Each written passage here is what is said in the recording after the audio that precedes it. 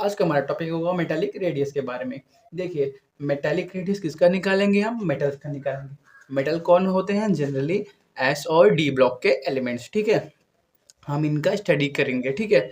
हम जनरली पढ़ के आ रहे हैं एस एंड पी ब्लॉक, ठीक है?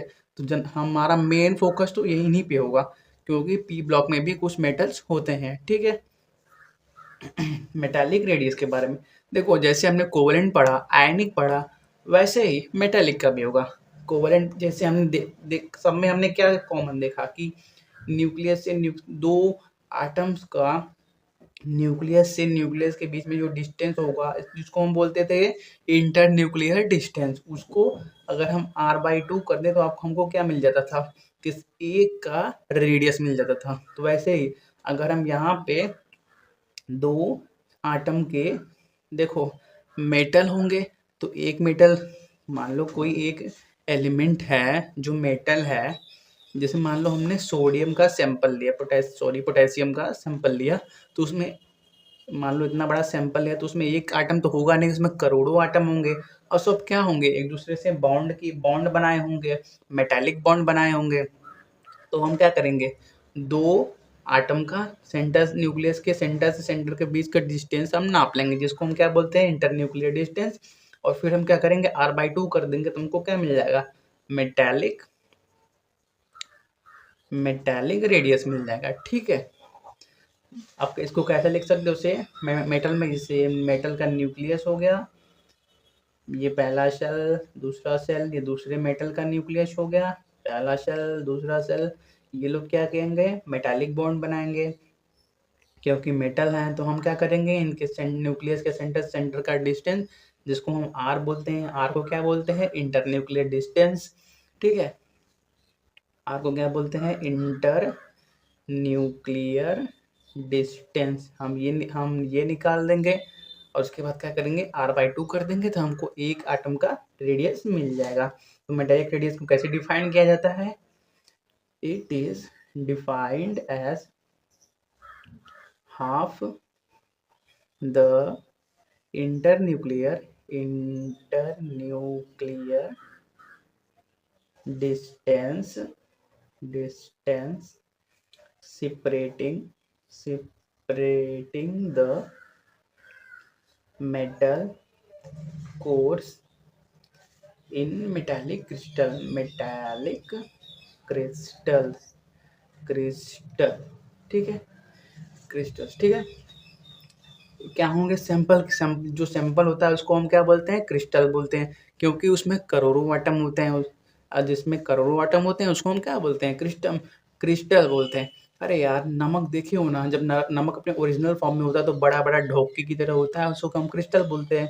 वैसे ही मेटालिक रेडियस को कैसे बोलेंगे हम? इंटर न्यूक्लियर डिस्टेंस को हाफ डिवाइड कर देंगे, half. It is defined as half the internuclear distance separating the metal cores in metallic crystal. Core क्या होते हैं? कोर का मतलब न्यूक्लियस। यार ज्यादा कंफ्यूज मत हो, कोर का मतलब क्या? न्यूक्लियस। न्यूक्लियस से न्यूक्लियस तक के डिस्टेंस का हाफ। देखो, सिंपल लैंग्वेज जो बता रहा हूँ उसको देखो, ये बुकिश लैंग्वेज में इसका डिफिनीशन ना, वो तो जानते ही हो ना, बेड़ा गर्क होना है ये। ऐसे एग्जांपल के लिए देख लो, distance between two adjacent.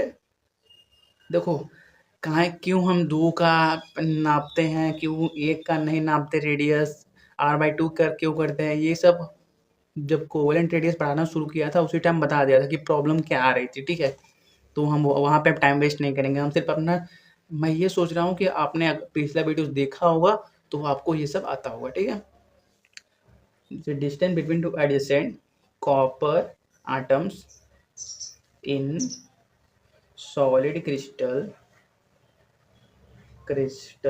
is 256 picometre. क्या बोल रहा है? कॉपर का दो आटम है।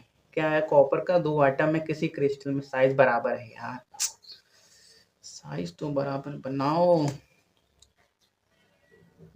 ये दोनों कॉपर के एटम है। और क्या बोल रहा है? डिस्टेंस बिटवीन, एडजेसेंट का मतलब अगल बगल यार, पड़ोसी। एडजेसेंट, पड़ोसी, नेबर। ठीक है।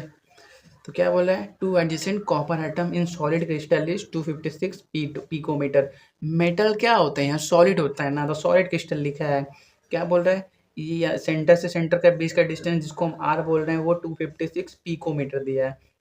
1 पिकोमीटर किसके बराबर होता है, 10⁻⁻12 मीटर के बराबर होता है। ठीक है, आर दिया है आपको, तो क्या बोल रहा है, therefore metallic radius of copper is taken as 128 picometre.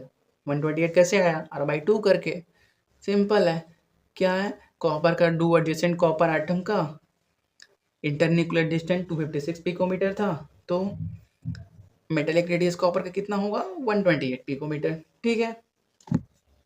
अगर हम बात करें वेरिएशन का कि मेटालिक रेडियस ग्रुप में और पीरियड में कैसे वेरिएशन दिखाता है, तो ये सेम जैसे हमने कोवैलेंट आयनिक का पढ़ा, सेम ट्रेंड इसमें भी लगता है। ठीक है, अगर आपने वो पढ़ा होगा तो इसका ट्रेंड कुछ अलग नहीं है, जैसे वो ट्रेंड फॉलो करते हैं वैसे ये भी ट्रेंड फॉलो करते हैं।